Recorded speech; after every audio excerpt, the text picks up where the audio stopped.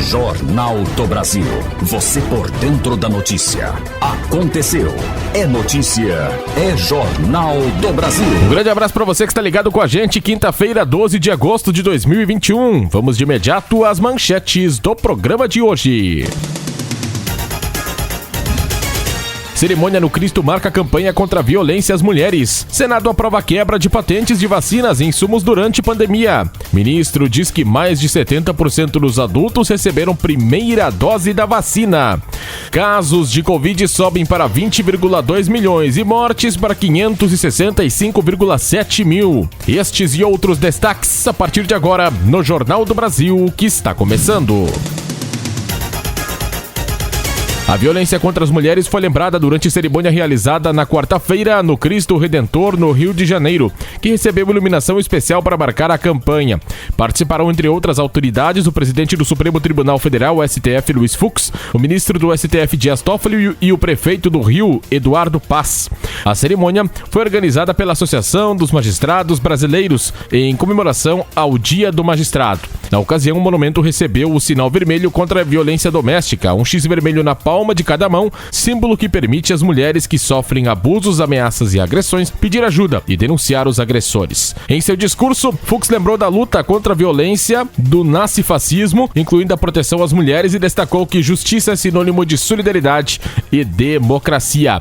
Eu sintetizaria o dia de hoje em duas palavras: justiça independente e democracia inegociável. A campanha Sinal Vermelho contra a Violência Doméstica foi criada pela associação juntamente com o Conselho Nacional de Justiça, CNJ, em junho do ano passado, devido ao crescimento dos índices de violência contra a mulher durante a pandemia de Covid-19.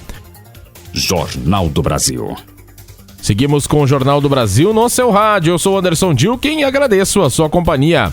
O Senado aprovou na quarta-feira o projeto de lei, o PL, que permite a quebra temporária de patentes de insumos e vacinas durante períodos de calamidade na saúde, como a pandemia de Covid-19. Em julho, a matéria de autoria do senador Paulo Paim, do PT do Rio Grande do Sul, e relatada pelo senador Nelsinho Trade, do PSD do Mato Grosso do Sul, foi aprovada pela Câmara dos Deputados. Como sofreu modificações na Câmara, voltou ao Senado para nova votação. O texto segue para a sanção da Presidência da República. De acordo com o projeto de autoria do senador Paulo Paim, do PT do Rio Grande do Sul, e relatada pelo senador Nelsinho Trade, do PSD do Mato Grosso do Sul, o detentor da patente ou do pedido dela, caso ainda não obtida, receberá o valor de 1,5% do preço líquido de venda do produto, derivado em royalties, até que seu valor seja definido. Em caso de pedidos de patente, os valores somente serão devidos caso ela seja concedida. O pagamento corresponderá a todo o período da licença compulsória concedida a outros fabricantes não autorizados durante a quebra da patente. Pelas regras, não poderão estar as patentes e os pedidos de patentes que forem objetos de acordos de transferências da tecnologia de produção ou de licenciamento voluntário, se capazes de assegurar o atendimento da demanda paterna. Jornal do Brasil. Seguimos com o seu Jornal do Brasil, nesta quinta-feira, 12 de agosto de 2021. Obrigado pela sua companhia. Mais de 70% da população com mais de 18 anos recebeu a primeira dose da vacina contra a Covid-19. No caso da segunda dose, a aplicação foi feita em mais 30% dos brasileiros com idades acima dos 18 anos. A informação foi destacada ontem pelo ministro da Saúde, Marcelo Queiroga, durante cerimônia de inauguração de uma unidade básica de saúde na região do Paranoá, no Distrito Federal.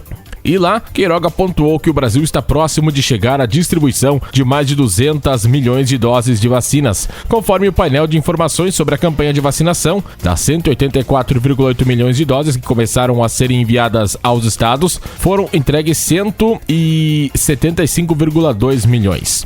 O titular da pasta ressaltou que o efeito da campanha de vacinação está sendo sentido. No mês de julho, continuou, mais de 30% dos municípios do país não registraram óbitos. Queiroga defendeu a gestão do Ministério e apontou ações como a compra das vacinas e o repasse de recursos a estados e municípios. Temos a vacina que é a esperança para pôr fim ao caráter pandêmico dessa doença. O Ministério da Saúde adotou uma estratégia diversificada de aquisição de vacinas com a participação do consórcio COVAX Facility. O acordo entre a Fundação Oswaldo Cruz e a AstraZeneca e as compras de doses da Pfizer, Janssen e da Coronavac do Instituto Butantan, declarou o ministro, afirmou que o Brasil Brasil está entre os países que mais vacinam. Segundo o ranking sistematizado pelo Grupo de Mídia Pública, o Brasil está na 4ª colocação em números absolutos, atrás de Estados Unidos, Índia e China. Quando considerada a imunização por 100 pessoas, o Brasil fica na 79ª colocação. Jornal do Brasil.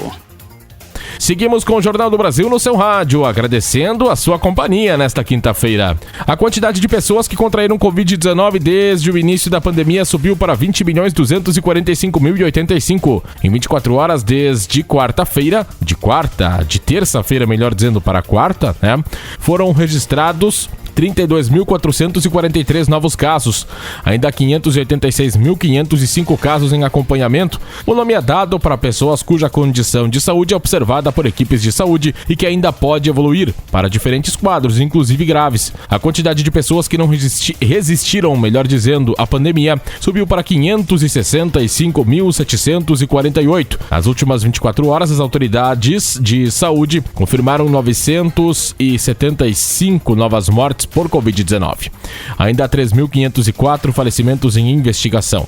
O número se deve ao fato de que há casos em que pacientes morrem com suspeita de Covid-19, mas ainda há demanda de testes para confirmar ou não o diagnóstico. O número de pessoas que se recuperaram da Covid-19 chegou a 19.092.832. As informações estão no balanço diário do Ministério da Saúde, divulgado na quarta-feira. Os dados dos estados de Goiás e Roraima não foram atualizados, permanecendo aqueles da terça-feira, dia 10. No topo do ranking de mortes por estado estão São Paulo, com mais de 141 mil mortes. Rio de Janeiro, com um pouco mais de 60 mil mortes. Minas Gerais, com mais de 51 mil mortes. Paraná, com mais de 36 mil mortes. E Rio Grande do Sul, com mais de 33 mil mortes. Enquanto Acre, 1.805, Roraima, 1.902, Amapá, 1.931, Tocantins, 3.585 e Alagoas, 5.923 registraram os menores números de mortes do país. Jornal do Brasil. Seguimos com você no Jornal do Brasil, agradecendo a sua audiência nesta quinta-feira. O mercado de livros nacional encerrou o primeiro semestre do ano com venda de 28 milhões de exemplares, o que representa alta de 48,5% em relação aos 18,9 milhões vendidos no mesmo período de 2020. Em termos de valor, o faturamento alcançou 1,19 bilhão, cerca de 39,9% a mais do que os 846,2 milhões apurados no acumulado até julho do ano passado. O preço médio no período recuou 5,78%, passando, melhor dizendo, de R$ 44,86 para R$ 42,26.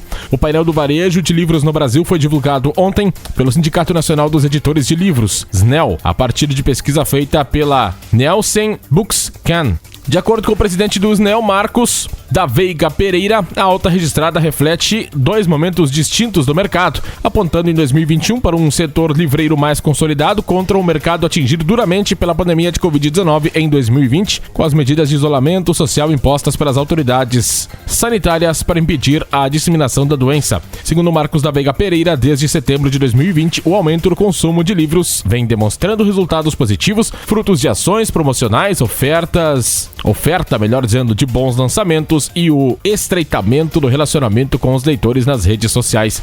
O comparativo entre o sétimo período de 2021, 21 de junho a 18 de julho, e o período imediatamente anterior, de 24 de maio a 20 de junho, revela crescimento no mercado livreiro nacional de 26% de vendas em volume e de 23,7% no valor. O presidente do sindicato disse que durante muito tempo o varejo foi passivo. A pandemia fez com que o setor livreiro ficasse mais ativo no sentido de procurar os leitores, de conhecer melhor os consumidores.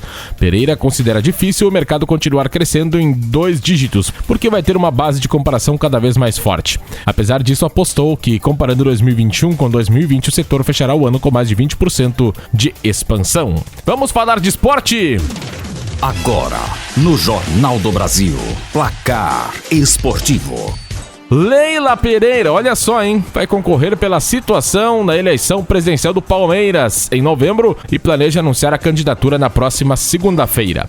Os conselheiros no clube já começaram a ser informados por mensagens de um jantar em que a patrocinadora confirmará a presença no pleito para substituir Maurício Gagliotti. Ainda não há uma indicação sobre qual será a chapa que precisa ter 4 nomes para a vice-presidência. E a quarta-feira não foi apenas de mudança no departamento de futebol do Inter. A data também marca a festa no Beira-Rio. Afinal, Adriano Gabiru completa 44 anos, ou completou, né? Autor do gol mais importante da história do clube, o ex-meia foi homenageado pela FIFA. A entidade que regula o futebol e promove o Mundial lembrou o feito de Gabiru. Na conta do Twitter, a FIFA cita que o clube gaúcho derrubou o Barcelona de Ronaldinho, Deco, Xavi e Iniesta com o gol do eterno camisa 16. Feliz aniversário ao homem que fez o Inter rei do esporte. O Colorado também prestou reverência ao alagoano. Citou o gol mágico após o passe de Yarley quando superou Victor Valdez para garantir o título e o chamou de ídolo obstinado. Campeão da última Liga dos Campeões, o Chelsea iniciou a temporada levantando taça.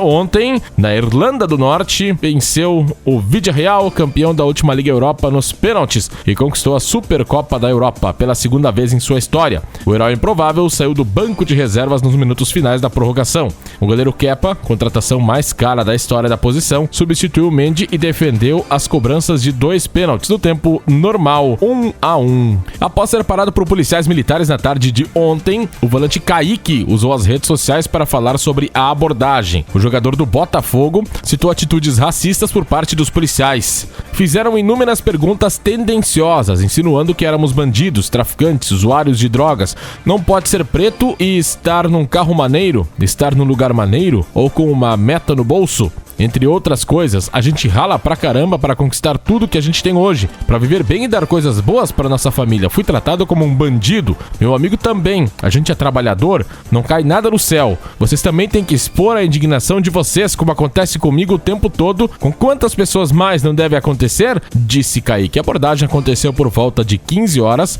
na Avenida Brasil, altura de Ramos. Kaique estava no banco do passageiro do carro de um amigo. Alguns minutos depois, eles foram liberados. Fica por aqui o Placar Esportivo e o Jornal do Brasil. Grande abraço a todos e até amanhã. Você ouviu Jornal do Brasil.